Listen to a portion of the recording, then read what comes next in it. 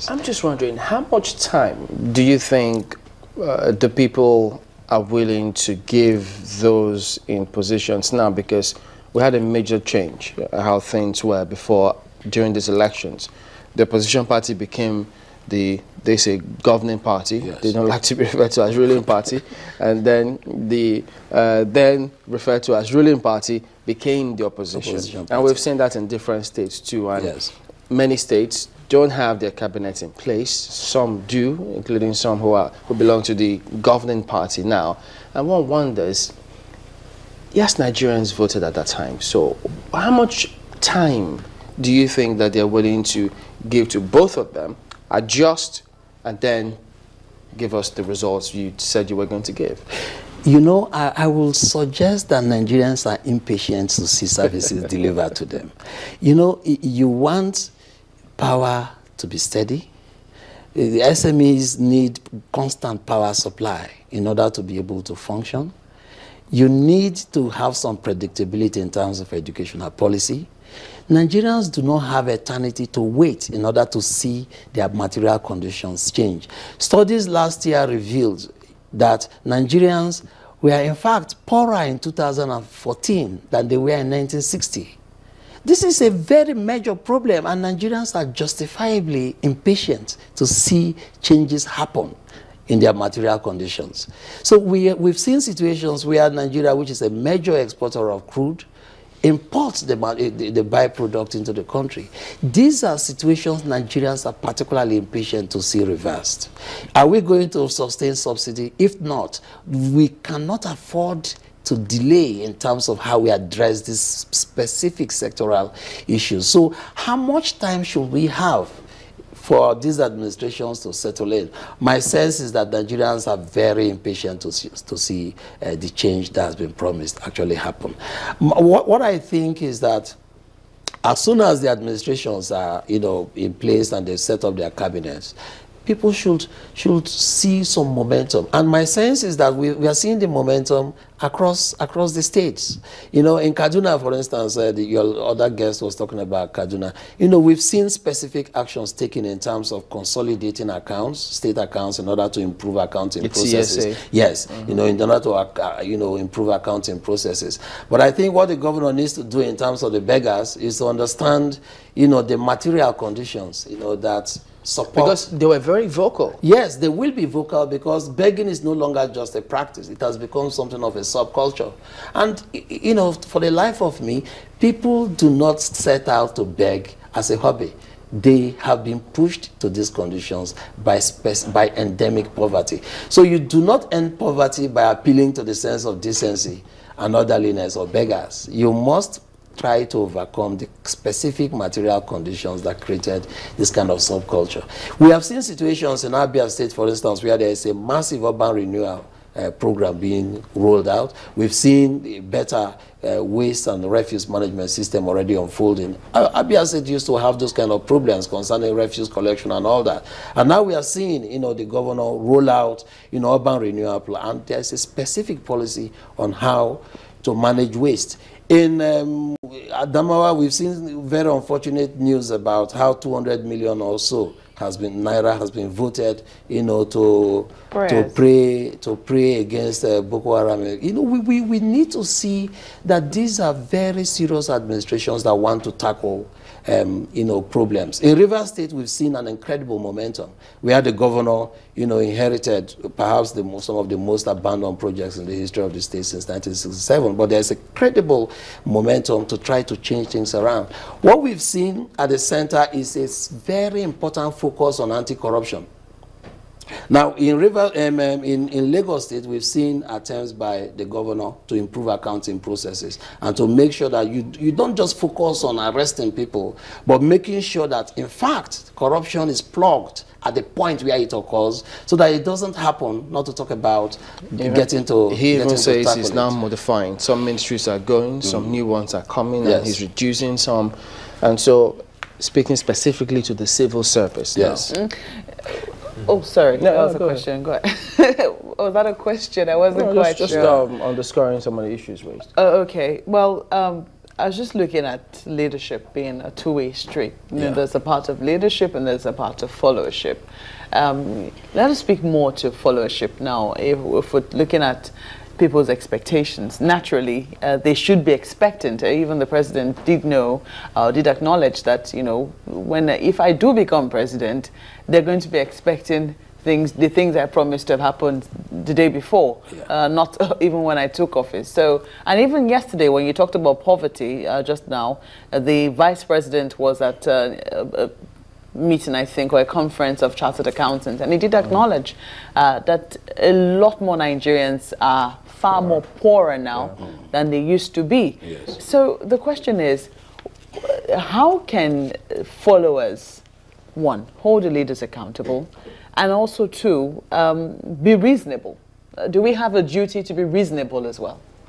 Yes, I think so. But you see, to hold leaders to account is not simply a matter of desire. It's also a matter of capacity. And part of that capacity is having information, having the courage, having the education to go out there and say, you know, we had the elections and now you have an obligation towards the people. In Nigeria, that is not happening as much as we should love to see. One, because the people are materially poor. Look, if you are poor, there are very few choices that you have. You'll be obsessed about how to feed the family, how to pay school fees. These are the more mundane issues that preoccupy you on a daily basis. Issues of democracy, accountability, public transparency seem like very remote and abstract issues.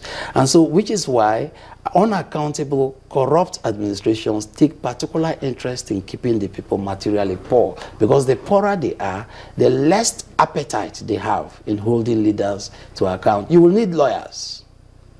If you want to take corrupt officials to court, you need lawyers. Poor people cannot afford legal expertise. So they seem to mind their business. When you talk about accountability and transparency, these are very abstract issues to the desperately poor. And in Nigeria, 70% of people are below the breadline. They are desperately poor.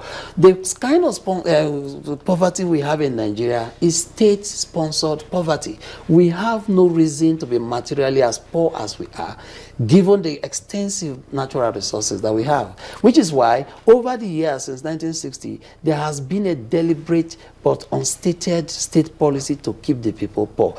When in the 1980s, you know, the middle class became very vocal. The military dictatorship, you know, took specific attention to impoverish lecturers in the universities. They saw the universities no longer as centers of learning, but as centers of opposition. They were shut down for more than sometimes 8 months. And those who were very critical within those centers of critical thinking were decimated. A lot of them fled abroad. You can see the kind of future that we ordered for in the 1980s has arrived. We have a more muted public now. We have a poorer population. The questions are not as urgently asked as they should, even if our situation has become more desperate. So what I think can happen is that people need to go into entrepreneurship, because if you are waiting for government policy to empower people, the way they did in Brazil under Lula da Silva, where in 8 years, 40 million people were pulled out of poverty. And Brazil, for the first time, overtook the UK as the 6th largest economy in the world. The Nigerian political class is has a prehistoric mentality. They see only the trees, but they don't see the forest. They are very concerned about their selfish interest. And that selfish interest means holding the people down in perpetual poverty, encouraging mediocrity in our educational system. Because now, if you see what is happening over the past 2 or 3 decades, you've seen a very deliberate, systematic, observable slide in our educational standards. What that means is that we are now more obsessed about paper qualification than we are obsessed about skills. And if you have paper qualifications, I tell you, your obsession is simply to fit in very narrowly into an organization and earn a living. You are not interested in issues about governance. But if you are well educated, you'll be worried about how are people so poor? What is happening in government? Why are local government councils not being run? Why are these states not able to pay salaries? Why are governors flying around in charter jets when their people have no water to drink? Why is the president talking about anti-corruption and he hasn't declared his own assets? So are we then People saying, will ask these questions. Are we saying then that followership, I mean, yes, really cannot do much because of how it is right now? Followership can do a lot, and that's why I suppose channels is here and people like us are here, because what the government cannot inform the people because of their own selfish interest. Experts who are independent of government have the liberty to speak out, and when people tune in, this becomes an independent source of information and people become aware. And with awareness means people will be able to then ask those questions. So you're doing an excellent job here as a media house. And I hope that more and more media organizations will buy into this and try to make sure there is a great deal of public education that happens outside of the traditional centers of learning. Because what happens in the universities in Nigeria is not a lot. What people need to do is to go into public education, such as knowing what is happening in the media. And so the media has a very clear role to play in raising public sensitization, making people aware that, look, the solution to the problems that confront us in this country will not come from heaven. I'm sure this will disappoint superstitious people about God. But you see, the truth is that the solutions actually lie in our own hands. Poverty and wealth are conditions created by human policy, and they can easily be changed for good or for ill.